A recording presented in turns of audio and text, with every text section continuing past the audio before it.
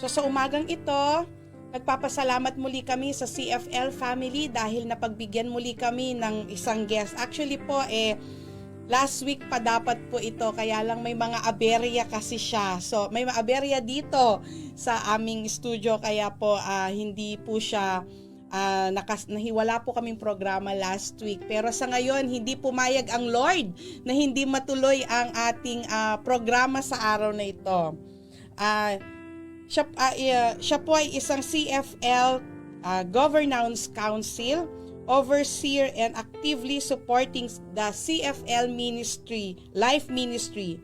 Its social responsibility armed with programs on education, the scholarship program, livelihood financing program, health and pro-life programs. So sa araw na ito, hindi ko na po patatagalin ang umagang ito. Let's welcome our speaker, Brother Roland Nilas. Good morning po. Magandang umaga po and thank you for having me sa Agenda Uno. Yes po, good morning. Sa wakas po, brother, na natuloy din ang ating programa sa umagang ito. Sige po, go ahead po. Yes, mukhang tuloy din ang pasto dyan sa studio mo. Apo. Praise God po kasi naging maayos po naman lahat po. So sa umagang ito po, ang ating topic po ay tungkol po sa environment, yung ating Laudato Si ni Pope Francis. Okay. Go ahead po. Background lang po. Sige I po. am 73 years old, retired businessman, 3 anak ko at 8 na yung aking apo. Meron pa akong isang binata sa ngayon. Ang misis ko po si Chona ay naggaling sa Pampanga at Manila, kanilang mga parentes. Nagkaroon na kami ng golden wedding anniversary January 3. Ay, congrats po. Salamat po. I was born and raised in Bulacan with very poor but hardworking parents. Ang childhood memories ko po sa Hagunoy, taon-taon kami binabaha. I have been an employee for 19 years, from 1971 to 1990, entrepreneur from 1990 to 2019 or 21 years, until we sold, the family decided to sell the business last October 2019. So nagko-consultant po tayo ngayon ng konti and ito, nandito sa Morong Bataan, doing a little farming dito sa lote naming nabili. So salamat po at ang CFL provided me with this venue para ma-take up yung tungkol sa ating klima ng panahon, ang ating environment, dahil yung baha na nabanggit ko sa amin sa Hagunoy, Bulacan nung araw, dati predictable siya, pero ngayon ang ating weather wala na pong pattern. Yes. Di ba? Opo. As a matter of fact, ang Cagayan is a very big witness to this. Yes po. Pero hindi ganito nung araw, di ba? Opo. In the beginning, God created the heavens and the earth, formless, empty, madilim.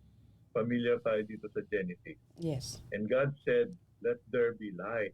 And on the first day, gave us day and night, evening and morning. And God separated water from the land. Nagkaroon tayo ng sky, and it was good. Then the following day, land, dagat, vegetation, trees, stars, creatures, birds, fish, animals, and then man. Everything was perfect. It was good, and he rested. But from the Eden that God gave to man, what has man done? In the name of progress, kailangan natin ng electricity, and we were burning fossil fuel, yung coal, ang unang pinakagamit na gamit sa paggawa ng elektrisidad. In the name of progress also, we have to have mobility. Mga sasakyan, ang kanilang fume galing sa sasakyan ay toxic.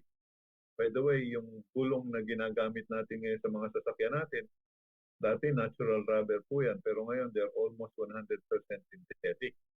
Dahil gawa sila sa paggawa ng gasolina at ng diesel. Synthetic na po yung ating mga gulong. Hindi na kamukha nung araw. I know this because I have been in the tire industry for more than 50 years. So, massive food supply ang kailangan ng tao dahil dumadami tayo. Single crop agriculture and destroying forest land para magkaroon ng matatamnan at pastures. Mas massive ang pag-raise ng mga cattle, ng mga baka sa na sa ibang bansa. And may dokumento po ito na science na talagang lumalabas na yung kanilang mga baka, yung kanyang pagdighay, huwag na po yung isa pang pagdighay sa likod niya, it really contributes to the bad air in the atmosphere. Nag-overfishing ang tao dahil kailangan kumain and it destroys marine life. Yung ating single-use plastic is everywhere para daw makatipid. Pero ang nangyayari, madami tayong waste. Lumalaki ang ating requirement for landfill. Ang Cagayan po ba ay may sariling landfill?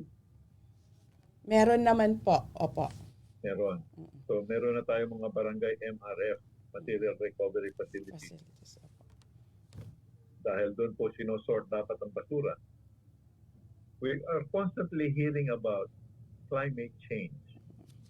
Tagtuyot, intense temperature, rising water level, wildfires, volcanic activity, earthquake, heavy constant downpours for many, many days. Talagang matindi ang ulan na talagang matindi ang baha.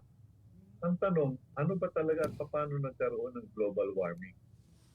Ito pong global warming sa pag-aaral natin, itong ating mga toxic gases na galing sa mga power plant, sa pag-air condition ng malalaking mga building, yung ating mga sasakyan, ay talagang nagpo-contribute ng toxic or hot air. And this hot air rises up to the atmosphere. When the sun shines, dapat pala yung init, yung sun rays mag-bounce, magmula sa mundo, sa Earth, kailangan lumabas to the atmosphere. But dahil hindi niya ma-penetrate nga yung toxic layer na nandun sa atmosphere, ang nangyayari, yung init na galing sa ating sun, sa ating araw, ay natatrap. Wala nang ibang paraan ito kung hindi bumaba, papunta na naman sa atin, sa mundo, sa ating Earth. So it melts the North and South Pole ice, ating tumataas ang water level, tayo sa mababalita na lang natin, madaming nagkakasakit dahil sa toxic atmosphere. Yung ating mga forest ay nawala na. The organisms that breathe life are lost. Ito pong DOST, nagkaroon ng study during the pandemic sa Metro Manila. Pinag-aralan nila yung hangin na hinihinga ng mga nasa metropolis. Napatunayan po nila na madaming plastic particles sa hangin na hinihinga sa araw-araw ng mga tiga Metro Manila, lalo na sa Mandaluyong, number 1 daw po ang Mandaluyong. Ang kanilang suspecha, nanggagaling ito sa mga PET bottles na nade-degrade, sa mga fabric, and sa tingin ko, malaking contributor din dito, yung gulong, nasa milyon-milyon na gulong na tumatakbo sa Metro Manila, saan napupunta yung pulbos pagka yung ating gulong ay napupudpud? E di po ba, nandyan din yan sa hangin, pinong-pinong. Pag hindi man natin nahinga at hindi lumipad sa hangin, mapupunta sa mga drainage. Pag umulan o nasabuyan ng tubig, tatakbo sa drainage, tatakbo sa ilog, pumunta sa dagat, kinain ng isda. Kakainin ngayon natin yung isda. Kaya nagkakaroon tayo din nakakain din natin yung mga plastic or particles na ito na nanggaling sa tao, nanggaling sa activity ng tao. So, ang nangyayari ngayon dahil sa matindi na nga itong ating climate problem, si Pope Francis ay gumawa ng encyclical. Kumbaga, ito ay parang executive order. Ito ay tinawag niyang Laudato Si. Ang ibig sabihin ay praise be to you. Italian po yung Laudato Si, sa English ay praise be to you. Yung Laudato Si ay kanyang panawagan sa katauhan na magsama-sama para talakayin itong problema natin sa climate. Dahil kahit na anong relihiyon ka, apektado tayong lahat. Hindi lang Katoliko ang kanyang tinatawagan, kundi kamunduhan mismo tayong lahat. Gusto niya magsama-sama tayo para labanan itong problema na ito. Nadinig siguro natin yung malaking meeting sa UAE itong nakaraang araw, yung tinatawag lang COP28, na nagkita-kita ang mga oil-producing countries at industrialized countries para mapag-usapan paano bang magagawa ng paraan itong climate problem natin dahil kailangan hindi lumampas ng 1.5 degrees centigrade ang pagtaas ng ating temperatura. Right now, we have, compared to the previous century, increased our temperature by 1.1 degrees centigrade. Kapag umabot ng 1.5 na, talagang very disastrous na sa mundo natin. So, tinatawagan tayong lahat na gumawa tayo ng paraan para mabattle natin yung climate change. At the same time, yung mga industrialized countries, tinatawagan din na bigyan ng compensation yung mga naapektuhan, yung mga maliliit na bansa na talagang pagtaas ng tubig, wala ng livelihood yung mga tao, tapos maglilikasan na sila kung saan. Kaya kailangan i-compensate ng industrialized countries yung mga mahihirap na bansa para sila ay matulungan sa kanilang problema na epekto ng climate change, ng global warming. So, tayo naman dito sa Pilipinas, nagkaroon tayo ng tinatawag recently sa a year and a half ago, inilabas po ng gobyerno natin yung Republic Act 11898. Ito po ay batas na nagsasabi na yung manufacturer, importer, distributor ng anumang bagay na minanufacture at pinagamit sa merkado, dapat meron siyang recycling or recovery procedure. Ang number one target po nito ay ang plastic industry. Pero palagi ko hindi malayo na ang susunod na targetin ay ang tire industry. Dahil alam natin, yung mga gulong, hindi po tinatanggap ito sa landfill. Di po ba? Bawal yan na ibaon sa landfill. At bawal din yan na sunugin. So nasaan yung mga gulong na milyon-milyon na ginamit nating mga Pilipino? Nandiyan, nakatambak lang sa tabi-tabi. Nagiging breeding place ng mosquitoes, nagiging breeding place ng mga ahas, ng mga daga, at nagiging source ng alam na nating isang epidemic palagi taon-taon, yung tinatawag nating dengue. So itong mga gulong na ito dapat din mabigyan ng atensyon na ma-recycle. Yung 11898 na Republic Act sa ngayon, nakafocus siya sa plastic. Pero sabi ko nga, palagi ko dadating susunod na itong tire industry. And being one of those who have benefited from the tires, alam ko po yung aming industry sa ngayon ay nagtitipon-tipon na upang mapag-usapan paano bang marirecycle ang scrap tires. Kausap na po namin ang cement industry. Ang cement industry natin, kamukha po ng malapit sa inyo sa San Fernando, La Union, yung Baknotan, yung semento ng Holcim, sila po ay willing na gamitin ang scrap tires na pang-burn ng kiln nila para makagawa ng semento. Yung kanyang fume na ipoproduce ay meron po silang catchment system na authorized ng DNR para hindi maging toxic ang atmosphere. So binibigyan tayo ng pagkakataon ng cement industry na ikumin natin yung ating mga scrap tires at gamitin natin na recyclable siyang materyales. Pinag-uusapan natin na po namin ito sa industry. Hindi ko alam kung dyan sa inyo sa Cagayan, nagsisimula na rin yung mga Coca-Cola, Pepsi-Cola, and other producers ng bottled water na madaming PET plastic na tinatawag nating container ng mineral water para siya ma-recycle. And in the process, maibalik sa system para hindi kung saan-saan lang na itatapon na pupunta sa dagat, na pupunta sa kalikasan. So itong Republic Act 11898 is a very big step toward climate change, towards our global warming, and towards our country's environment. Ito po is sponsored ni Senator Cynthia Villar. Ngayon, tayo mga individual, small household, ano naman ang magagawa natin? Meron po tayong mga suggested na mga solusyon na sana maumpisahan natin sa ating mga kasambahay, sa ating mga bahay. Simple-simple lang. Ang pinakamalaking problema natin sa Pilipinas ngayon ay ang sachet. Dahil tayo daw ang sachet country na number 1 sa buong mundo. Dahil gusto nating makatipid sa pamimili ng asukal, kape, shampoo at iba pa, nakasachet yung ating mga ginagamit. Pag tayo po ay pumunit ng sachet, sana huwag natin punitin ng dire-diretso at magiging 2 piraso yung isang sachet. Sana yung maliit na puputulin natin, bayaan yung nakadugtong siya doon sa malaking parte ng sachet para hindi 2 piraso ang plastic at sachet na materials na kailangan i-recover. Napakahirap kasing pulutin ng maliit na yon. But just in case, aksidente, naputol natin, isaksak niyo uli sa loob ng malaki na parte ng sachet para siya ay magkasama pa rin sa halip na dumadami yung ating pupulutin.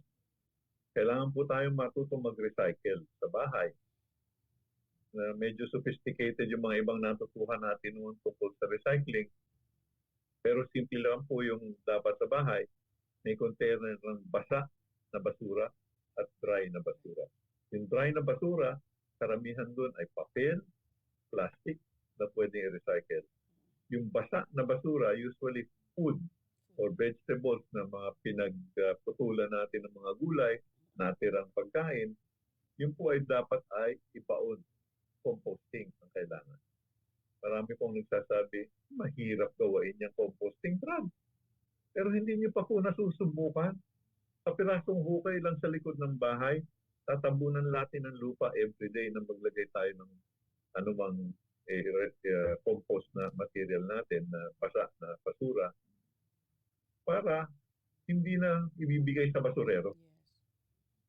You should be able to ask your basurero garbage truck personnel, dumadami ba ang basura ng Cagayan o kumukonti? Habang dumadami po yan, ibig sabihin, walang nagre-recycle at hindi tayo nagpo-composting sa ating mga bahay. Dumadami ang tao pero hindi dapat ganun kadami palagi ang ating basura. Ano pong idea?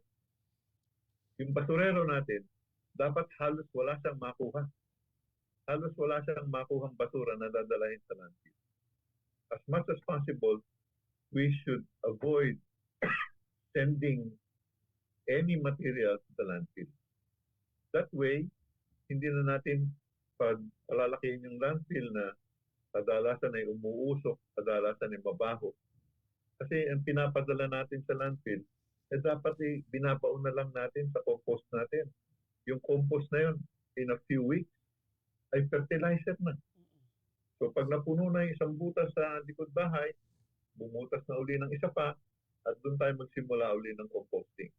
Yung sinukay nating lupa, yun din ang gagamitin nating pantabon every day. So the idea is to minimize the waste that we give to our basurero. That way, there will be less use for a landfill. Ano pa po maaari nating i-suggest? Magtipid tayo sa paggamit ng electricity. Dahil karamihan sa ating source ng electricity ay hindi pa renewable, like wind power or solar, thermal. Karamihan po ng mga planta natin ay gumagamit pa ng coal sa ngayon. So kung mababawasan natin ang paggamit ng kuryente, mababawasan natin ang paggamit ng coal. Sa halip na palagi tayong nagdadrive ng sasakyan natin, kung pwedeng sumakay tayo sa mass transit, jeepney o bus, let's go that way instead of always driving our own vehicle.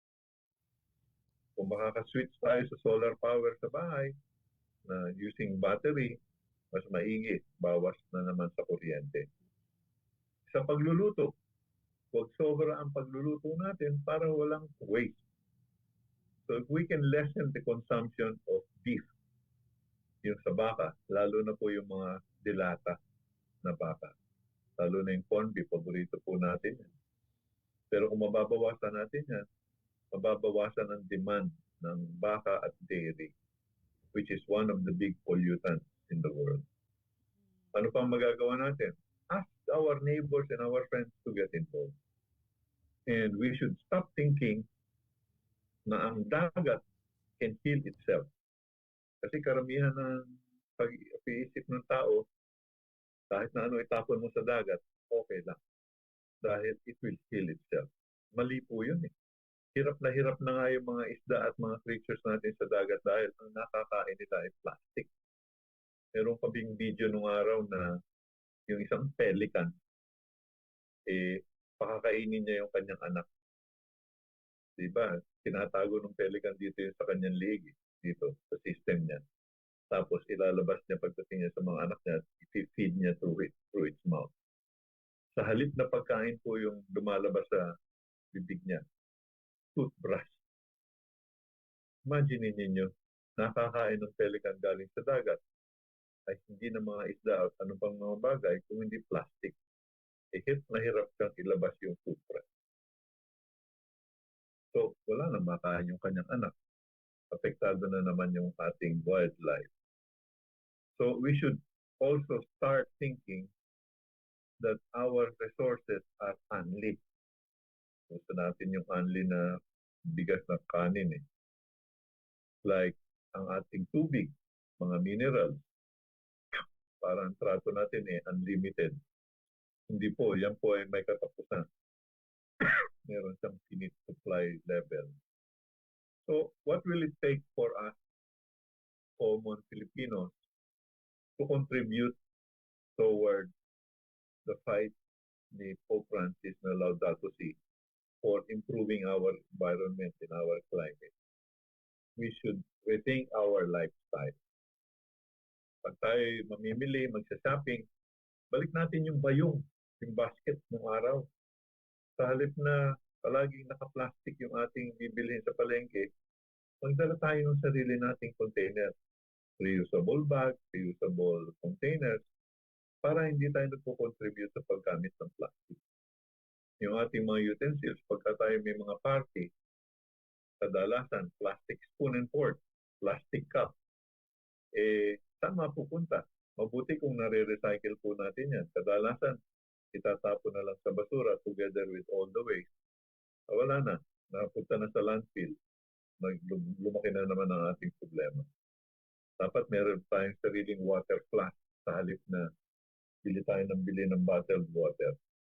Pag tayo may party sa bahay, kumamit tayo ng water dispenser para hindi tayo palagi nagsusupply ng bottled water. Dapat matuto tayo ng urban gardening. Ito po is another topic. Ito siguro one of these days na pwedeng pag-usapan paano mo-umpisahan yung mga urban gardening. So if we lessen the consumption of products that are in plastic containers, yung producer nun, yung manufacturer, may isip nila na, huwag na tayong tunatunaladang pag-produce ng ganitong produkto dahil lumiliit ang demand. If we will show the manufacturers that we are not patronizing products that are in plastic containers, then they will also adjust their production and therefore limit the amount of plastics that are in use in the industry and in the market. So ito pong Laudato Si is panawagan sa ating lahat. Pero hindi po nananakot si Pope Francis. Dapat po, ang ating attitude is not because of fear that we are going to do all of these suggestions, that we will do something about the climate, the environment, but because we are responsible citizens of the world. Huwag na yung Pilipinas lang. Buong mundo na po ang pinag-uusapan natin dahil lahat po tayo magkakasama regardless of our religion. Malaking bagay na tayo ay magkaroon ng responsibilidad sa ating kapaligiran, sa ating pamumuhay, para mag-improve naman yung ating environment. And it can contribute to the global warming drive and fight. Isipin na po natin yung ating mga apo, yung ating mga susunod na generation. Sinira na po ng tao itong mga nakaraang century ang ating mundo. Huwag na po nating pabayaan na lalo pang masira. Gawa natin ang paraan in our own little way, makakontribute tayo sa ating drive. Alam nyo, you will feel a lot better once you are able to produce fertilizer in your backyard. You will feel very, very nice because the Lord is smiling at you. Yun lang po masasabi ko. Salamat po sa Agenda 1. Yes. Totoo nga po yun, Brother Roland. Dito din po, ang laging may program po si Governor dito na tree planting. Always Yun. po, may tree planting activities po dito sa iba't ibang place po dito sa Cagayan po. At yun po yung isa sa mga mga talagang pinagkakuan ngayon, pinag-uukulan ng pansin po talaga ni Governor po. And at the same time, Sana po. opo, Sana po sa mga puno na itatanim natin, yung ating talagang local na mga puno. Huwag na po yung Gemelina. Napakalakas pong kumain ng tubig ng Gemelina. Pinromote po yan ng mga 10-15 years ago. Hindi naman naging industry. Napakalakas sa tubig. Mga fruit-bearing kwan po dito. Fruit-bearing Yun po trees po. maganda. And at the same time po, Brad, meron kaming mga seeds po, yung mga vegetable po, mga seeds po na pinamimigay din po ng provincial agriculture po namin dito, agriculturist po. So, para backyard farming. yes po, backyard farming. And segregation din po ng mga kwan dito na nai-implement din po dito sa Cagayan. Very good. Opo. That's very nice. Yes po. Kaya po maganda po talaga yung topic, minsan masakit talaga kasi minsan kahit pa paano po ang guilty din po kami diyan. Ako din po, guilty din po ako diyan. Totoo po 'yun, yung mga plastic cups, yung mga plastic kwan po. Actually nagagamit pa rin po siya, pero kapag marunong po tayo talagang i-recycle po 'yun, talagang magagamit at magagamit naman po natin. So very true. yes po. So maraming. Sabi po nga dito magba-Bible verse po ako from Genesis 2 verse 15 dito. Sabi, "The Lord God took the man and put him in the Garden of Eden to work it and take care of it. We recognize that all created things belong to God and that we are accountable to Him as steward of the creation." So tama po yung sinasabi ni sabi ni Brother Ronald po na if we don't take care of it, ngayon ko siya na-realize na magiging sin pala siya kay Lord. Hindi siya nakaka-glorify kay Lord if we do not take care of the creation of the Lord, kasi kaya po siya may human beings na kinreate for us to take care and steward doon sa mga creations niya. So not to abuse. Sabi nga din dito, not to abuse yung anong tawag mo dito. Ang sabi dito is sa Leviticus, ayun tama po. Sa Leviticus 25, it says, "The land itself must be given a rest and not to be abused."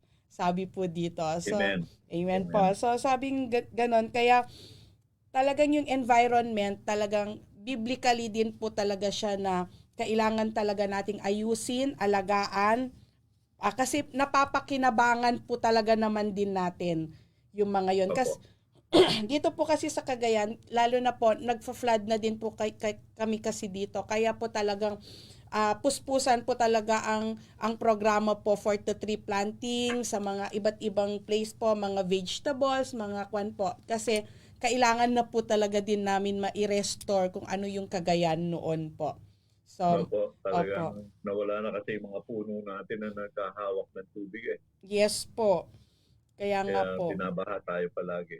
Malaki ang pinsala ng baha. Para ka na rin natunugan. Yes po. Totoo po yun, Brother Ronald. Talagang, ano yun, at especially ang water po, kailangan po talaga natin ang tubig po. Kaya kapag pati yun na isasalin na at lahat-lahat, hindi ka na din